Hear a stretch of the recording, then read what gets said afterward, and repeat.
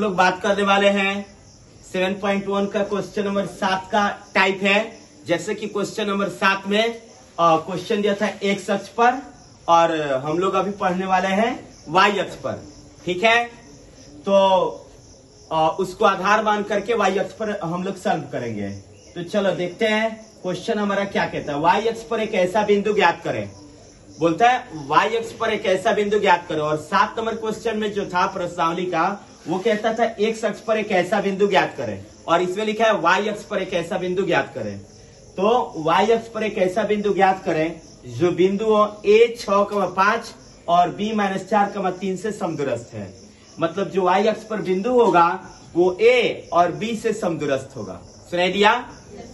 जो वाई अक्ष पर बिंदु होगा वो a से और b से समदूरस्थ होगा। समदूरस्थ शब्द का मतलब होता है समान दूरी पर स्थित होगा। बोलो हाँ या ना? तो जो समदूरस्थ है वो कौना बिंदु से समदूरस्थ है? बताओ। वाई अक्ष से। किससे? वाई अक्ष से। ये बात को याद रखना है कि वाई अक्ष पर वो बिंदु ज्ञात करें, वाई अक्ष पर वो बिंदु ज्ञात करें जिससे ये दोनों बिंदु a और b समदूरस्थ हो। ठीक है, तो चलो सबसे पहले हम बात करते हैं। हमको जानना पड़ेगा कि वाई अक्ष पर वो बिंदु है क्या। ठीक है, तो लिखते हैं चूंकि हम जानते हैं कि वाई अक्ष पर वह बिंदु जैसा कि तुम लोगों को पता है कि एक्स अक्ष पर पूछेगा तो तुमको x, 0 लिखना है। बोलो हाँ है ना? एक्स अक्ष पर बिंदु होगा x, 0 और वाई अक्ष पर क्या होगा? 0, y होगा। ठीक है, इसको हम कुछ नाम दे देते हैं। जैसे 0, y है, इसका नाम दे देते हैं p दे देते हैं, या फिर इसके अलावा और कुछ भी दे सकते हैं। और इसके अलावा 2 और बिंदु दिया है। बिंदु a क्या है बताओ? a 6,5 और b क्या दिया है? -4,3 है ना? तो हमको पता चल गया कि y अक्ष पर वह बिंदु क्या था? 0, y अक्ष पर वो बिंदु क्या था? 0, y।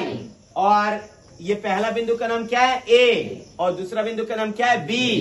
और इससे जो y अक्ष पर जो बिंदु है उससे बिंदु a और बिंदु b समदूरस्थ है। समदूरस्थ यानी समान दूरी पर स्थित है। ठीक है, तो हम बात करते हैं p से एक बार a की दूरी और p से एक बार b की दूरी।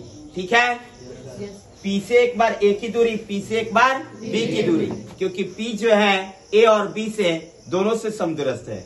यानी कि ऐसे हम बोल सकते हैं a b p से समदूरस्थ है, p से a की दूरी, p से b की दूरी समदूरस्थ है, यानी समान दूरी पर स्थित है। तो चलो अब हम बात करेंगे, एक बार कर लेते हैं हम, इसीलिए AP और एक बार BP। AP बराबर BP। ठीक है, बीच में बराबर शब्द इसलिए आया है, ये बराबर का चिन्ह इसलिए आया है, बराबर का चिन्ह इसलिए आया क्योंकि दोनों बिंदुएं P से समदूरस्थ है, समान दूरी पर स्थित है, इसलिए वो बराबर है। ठीक है, समान मतलब बराबर, समान मतलब बराबर, तो बराबर दूरी पर स्थित है। हम पहले स्क्वायर लगा देते हैं ताकि हमें फॉर्मूला पर रूट नहीं चढ़ाना पड़ेगा। बोलो हाँ या ना? तो चलो सॉल्व करते हैं।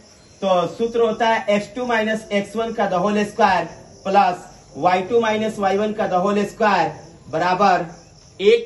अब e हो गया AP के लिए। किसके लिए?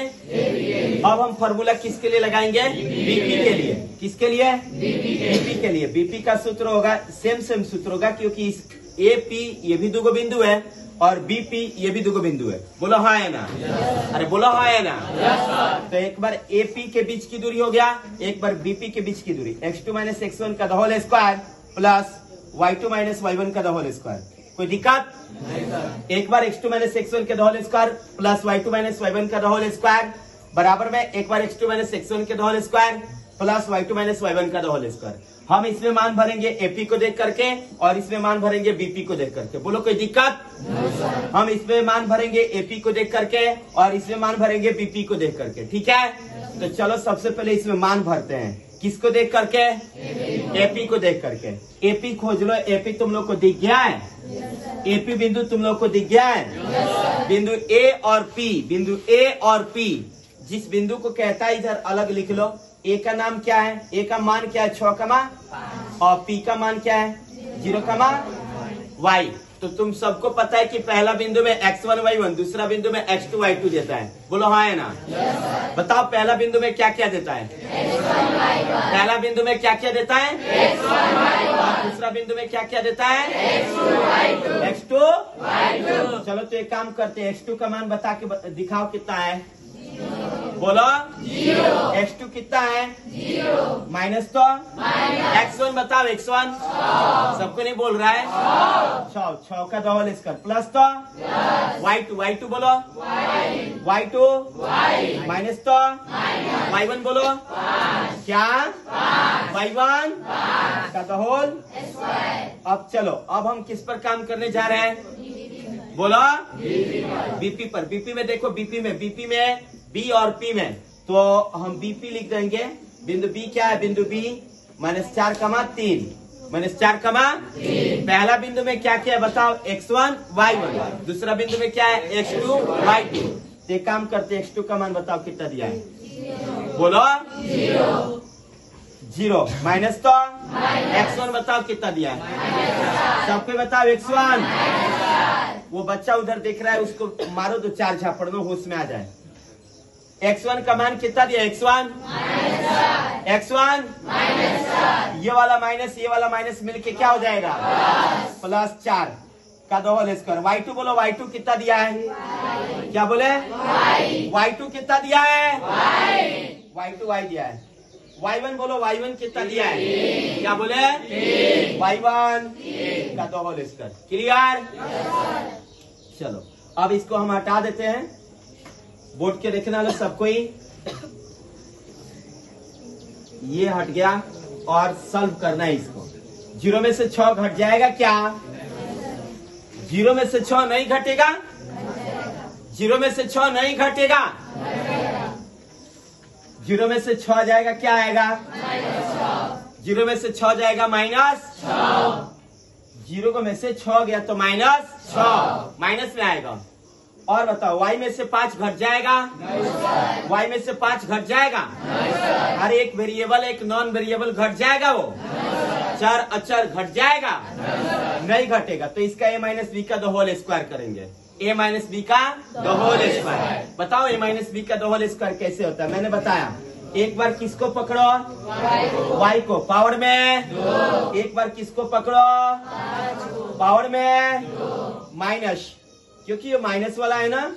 2y5, 2 के संग y5 का गुणा में। बोलो बराबर तो? हाँ। 0 में 4 जोड़ दोगे? 0 में 4 जोड़ोगे तो कितना आएगा? सबको नहीं बोल रहा है? 0 में 4 जोड़ोगे तो कितना आएगा? 4। 0 4 4 कर दो को द होल स्क्वायर प्लस तो अब y-3 का द होल स्क्वायर, y-3 का द होल स्क्वायर। यहाँ पे y-5 का द होल स्क्वायर हुआ था, यहाँ पे किसका करना है? y-3 का द होल स्क्वायर। चलो एक बार किसका स्क्वायर करोगे बाबू? अरे बोलो। अब किसका करोगे? 3 का, और -2 के साथ में किसको किसको लगाओगे? y को और 3 को, y को और 3 को। चलो तो हल करते हैं।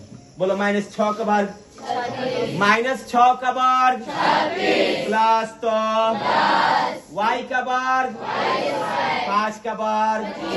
बताओ 2 पचे 2 पचे, इतना क्लियर है? चलो सिर्फ लड़की बोलेगी। लो बताओ -6 के वर्ग 36। अच्छा y का स्क्वायर 5 का स्क्वायर 10 कहाँ से आया? लड़की बोलो 5 दूना 10 y, और लड़का बोलेगा सिर्फ लड़का 4 का स्क्वायर 16, y का स्क्वायर 3 का स्क्वायर और 2 3 जा 6y, 2 3 6y हो गया। और कुछ कटने वाला है? देखो तो बराबर के इस पार y स्क्वायर, बराबर के उस पार y स्क्वायर, प्लस प्लस में कट जाएगा। बोलो हाँ है ना? बराबर के इधर y स्क्वायर कट गया, वही प्लस माइनस में होता तो नहीं कटता। और बताओ 36 को 25 को कितना होता है? 61 को 36 25 61 -10y बराबर 16 9 कितना होता है? 25 माइनस 6y। किसी के अगर कोई पूछे कि ये दोनों क्यों जुट रहा है, वो संख्यात्मक है ना और इसके साथ वेरिएबल है, हैं? तो इसलिए वो नहीं जुटेगा और ये संख्या वाला जुट जाएगा। ठीक है, तो 36 को 25 को कितना होता है? 61 को 36 25 कितना होता है? 61। 36 25 कितना होता है? 61 और माइनस 10y बराबर तो बराबर। और ये 25 कैसे है? 16 9 कितना होता है बताओ? 25। 16 9 25 और माइनस 6y हो गया। अब संख्या की तरफ संख्या और चर की तरफ चर। ठीक है, इसमें y है, इसमें भी y है, y वाला पास में करो। माइनस 10 का y माइनस में 6y बराबर के उधर जाएगा तो प्लस में 6y। सुनाई दिया मैंने क्या किया? माइनस का 10y माइनस में 6y इधर आया तो प्लस में 6y। दिक्कत है? अब एक काम करते, बीच में बराबर है तो बराबर डालते। ये 25 पहले से मौजूद है, 25 पहले से मौजूद है, उसको नहीं छेड़छाड़ करेंगे, वैसे ही रखेंगे उसको। माइनस का 10y पहले से मौजूद था, बराबर के उधर माइनस में 6y इधर आया प्लस में 6y। 25 पहले से छेड़छाड़ नहीं करेंगे, प्लस में 61 बराबर के इधर आएगा माइनस में 61। माइनस 10y में से प्लस 6y गया, बताओ माइनस 4y। 25 में से 61 गया, बताओ क्या बोले? Minus 36। Minus minus minus minus 4 नावा y का मान, y का मान थोड़ा बताओगे ये 36 कहाँ से आया? 25 में से 61 गया 36 कि माइनस 36? क्या बोले? अच्छा, 4 9 36 हो गया, y का मान 9 आ गया। अतः y अक्ष पर वह बिंदु क्या होगा? 0,9 लिखेंगे। अतः y अक्ष पर वह बिंदु क्या होगा बताओ? 0,9। क्या हो गया? आंसर बन जाएगा।